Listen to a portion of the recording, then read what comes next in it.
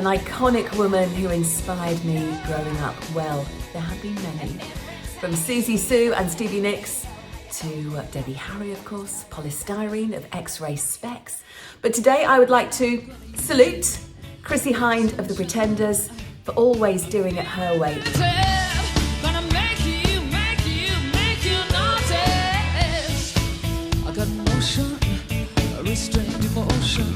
No one told Chrissie Hynde what to do, not then, not now. The way she looked, the way she played her guitar, that was Chrissie's way. And the heavy, shaggy fringe, the thick black eyeliner, the jeans t-shirt, the leather jacket, that low-slung guitar, it's still there today. Nothing changes. She's still as rock and roll as she ever was, and she's discovered this new talent for art. Her paintings are incredible. A surprising use of colour as well. Her portraits, her still life, all very abstract but stunning. I would love a Chrissie Hynde original to hang on my wall. But for International Women's Day, for doing it her way, and letting no one tell her what to do, all power to you, Chrissie Hynde. For International Women's Day, my most inspirational woman has got to be the woman who started it all, Sister Rosetta Tharpe.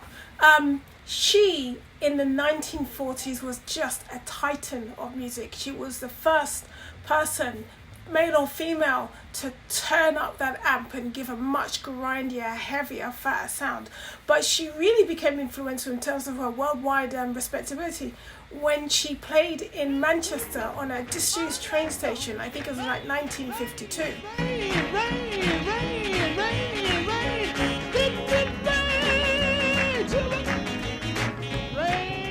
Yes.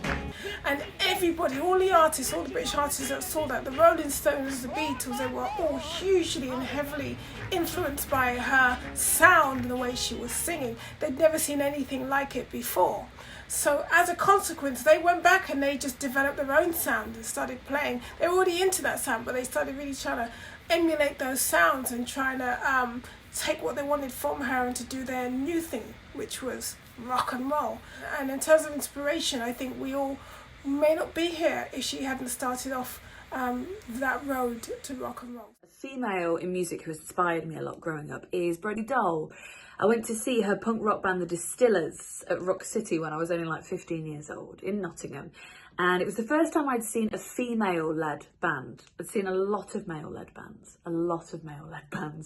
So this was quite life-changing for me. It wasn't just her stage presence, talent, confidence. It was her attitude.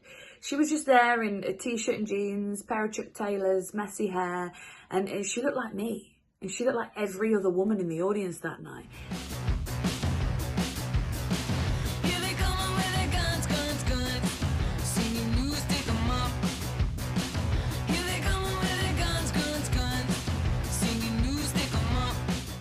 And for the first time in my life, this sort of false narrative that we have forced upon us as women, that we are competing and we're always trying to outdo one another, it just didn't exist in that sweaty rock venue for that evening.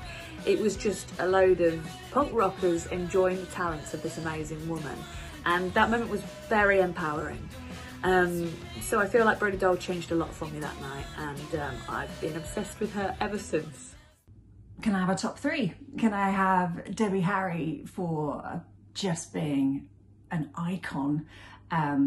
Stevie Nicks for being inspirational and continuing to be. I had a podcast really recently with Stevie Nicks and I just wanted to applaud every single thing she said. And Tori Amos, who was hugely influential to me as a teenager and beyond. I remember hearing the song Crucify in 1992 and just kind of feeling it. It was so powerful. Every finger in the room is pointing at me. The music I love, but telling stories from a uniquely female perspective. So those are my top three. I've got so many more as well. I would say the female artist that's had the biggest impact on me would be Alanis Morissette, because I can remember the day I first found Jagged Little Pill. And the weird thing is I came to that album late, but I remember at the time being very confused about myself and my own identity, and there was this pressure, or I felt this pressure as a young woman to be hyper sexy, because that was the image I was seeing everywhere. And then I heard this song from Alanis Morissette, You Ought to Know, and the start of it, where she's going, I want you to know. She sounds so angry, breathless, and she's almost saying nice things.